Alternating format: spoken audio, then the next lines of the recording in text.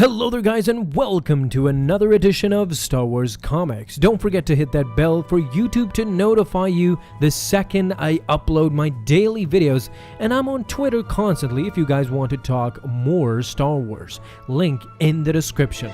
In the last few videos we have witnessed the ups and downs of Maul. In a span of a few days, he pursues the wealthy miner Jaboag, who had put a bounty on his head, but just in the nick of time, the Jedi squad sent by the Council arrived to save the miner's life and confront Maul and his brother. Needless to say, the fight did not go as planned. Savage was frozen in carbonite and Maul escaped, only later to be saved by the Murjani natives who wanted to reclaim the mines, their home. And to do that, they will follow Maul to death. They will be their new army. The prophecy foretold that he was the demon in the light. However, with the arrival of Obi-Wan Kenobi and his troops, Maul now had to move quickly to save his brother and kill Jaboag once and for all. The troops were primed and ready, the alarm was going off, and Master Judd was sure that it was Maul. He told Master Salmara to track down Jaboag and not let him escape. Jaboag was at fault for all of this, and he, personally, will deal with Maul. Judd rushes towards Maul. He was ready to face him one-on-one. Maul, however, started probing the Jedi where it hurts most. He is shocked that the Jedi is here to stop him. His Republic troops are slaughtering the Murjani people outside. They're dying. Can you feel it? Judd had to make a decision: save innocent people's lives or confront Maul. Judd ignited his lightsaber and struck at Maul, only to cast him aside. Maul did not want him to go. He ordered him to fight back. If he walks now, his power will grow by the thousands and he will rule the galaxy. Judd wished him luck. He was going to need it. Maul still yelled at Judd. He will remember this moment when all the Jedi are dead at his hand.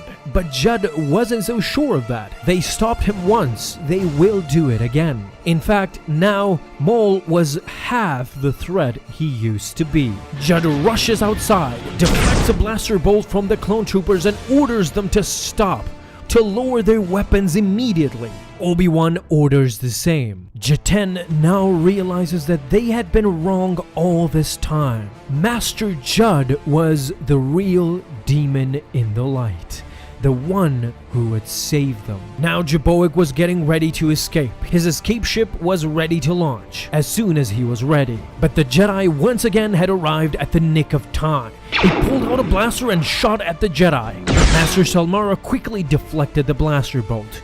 He ordered him to surrender. His troops will be inside in a moment, and then he will answer for his crimes. In that confusion, Jaboag ordered them to close the blast doors. No one would get in. Salmara told him to backtrack that order right now. But suddenly a lightsaber is thrown, hitting the voice command and crushing it. But it was too late. Maul had just entered the room. Now Obi-Wan and Judd were conferring. He told Obi-Wan that they need to get inside as quickly as possible.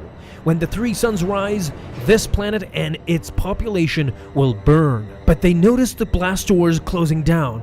They knew all too well what they should do. They gripped the blast doors with the Force, holding them back in order for the Murjani people to get inside as quickly as possible. Maul had now cornered Jaboag and the Jedi. He mocked the Padawan Dre. In fact, Dre responded with, "Didn't you get chopped into two halves? Did the other half survive too?" Maul was not amused. He ordered them to step away from his brother. But Salmara refused. Sneakingly using the Force, Maul deactivated the freeze. By the time they noticed what had just happened, Savage savagely impaled Salmara with his red blade. While all of the Murjani were getting inside, Jaten stopped to marvel at the demon of the light. She even told this to Master Judd. She told him that her grandfather had foretold of his coming. It is a prophecy.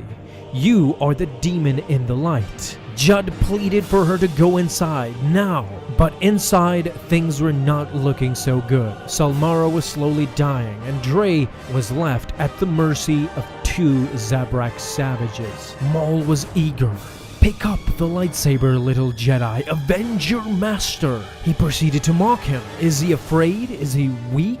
In a sudden move, Dre head bumps Maul, knocks him back as he takes his lightsaber and ignites it, but Maul was quickly able to defend himself. Dre was infuriated. He tried his best, but he was no match for Lord Maul. He kicked him back with his mechanical leg. Outside, however, things were starting to heat up. Obi-Wan was starting to feel the heat. He told Judd that they had no more time. Judd told Kenobi that his skin is tougher than his. He should get inside and keep the door up. This way he will be right behind him and he will be saved. While Obi-Wan was trying to compromise, Master Judd picked Obi-Wan through the Force. And using Force push, he escorted everyone inside the mine. Obi-Wan pleaded with him, no, don't do this, but it was meant to happen according to Judd. It is a prophecy. Demon in the light. Dre was slowly regaining consciousness. His master, close to death, Maul was about to finish her off once and for all. Dre couldn't stand to witness her death. Now Maul was about to leave. He ordered his brother to bring Jabboag with him. He would prove useful. Dre's soul was crushed at this moment. He reminded Maul of his biggest fear. He reminded Maul that Obi-Wan Kenobi will someday find you. A growl from Maul, but he had no time. Him and his brother, together with Jabboag, entered the ship and left the facility. Soon thereafter, Obi-Wan found him. All of them were saved. The Murjani people, Master Judd, had saved them all. Dre was sad that Jabboag had escaped. Now he won't answer for his crimes. Jiten, however, assured him that he will. The demon, meaning Maul, will do terrible things to him. Now we hear Jabboag arguing with his banker. He needed to transfer all of his assets to this specific account, which of course one way or another belonged to Maul. Viren, his banker, finally confirmed the transfer was complete. As soon as Maul heard that, he ended communications. He ordered Savage to throw Jabboag out of the airlock and into deep space. Jabboag was livid.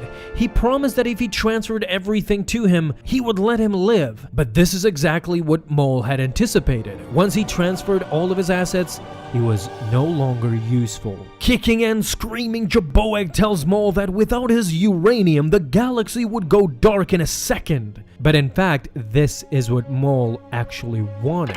They wanted for the galaxy to go dark. And the comic series ends right here. This was just an amazing series, to be quite honest. Of course, we say this with all of them basically, but it is sad that this is Legends. This is just a phenomenal showing of how far Maul's capabilities and madness actually went, and a snippet of his ultimate endgame, of his ultimate goal.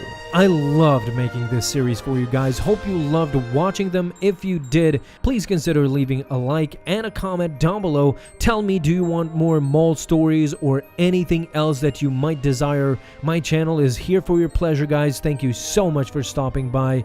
Thank you so much for watching these videos. I truly appreciate it. Thank you to my loyal subscribers. And with that, before you go, may the Force be with you guys always.